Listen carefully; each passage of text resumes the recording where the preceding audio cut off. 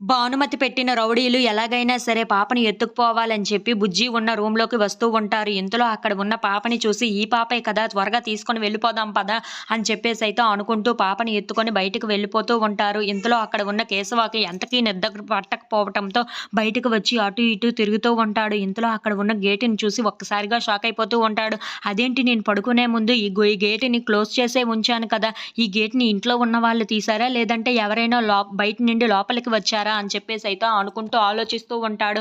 ఇంతలో అక్కడ ఉన్న రౌడీలు మాత్రం పాపని త్వరగా లోపల నుండి బయటికి తీసుకొని వెళ్ళిపోవాలి. పదరా పదరా అని చెప్పేసైతే అనుకుంటూ పాపని ఎత్తుకొని బయటకు వచ్చేస్తూ ఉంటారు. ఇంతలో అక్కడ ఉన్న కేశవ తలుపుల వైపు కూడా చూసి ఏంటి తలుపులు కూడా ఓపెన్‌గా ఉన్నాయి. అంటే ఎవరైనా వచ్చారా ఏంటా అని చెప్పేసైతే చాలా టెన్షన్ పడిపోతూ ఉంటారు. ఎవరైనా సరే వాళ్ళని వదిలిపెట్టేదే లేదు అని చెప్పేసైతే అనుకుంటూ లోపలికి వెళ్తూ ఉంటాడు. ఇంతలో రమ్యకి నిద్ర పట్టకపోవటంతో రమ్య కూడా ఒక్కసారిగా లెగిచి ఏంటి నాకు ఎందుకో మనసులో అలజడిగా అనిపిస్తుంది. ఏం జరుగుతుందో ఏదో జరుగుతున్నట్టుగా అనిపిస్తుంది.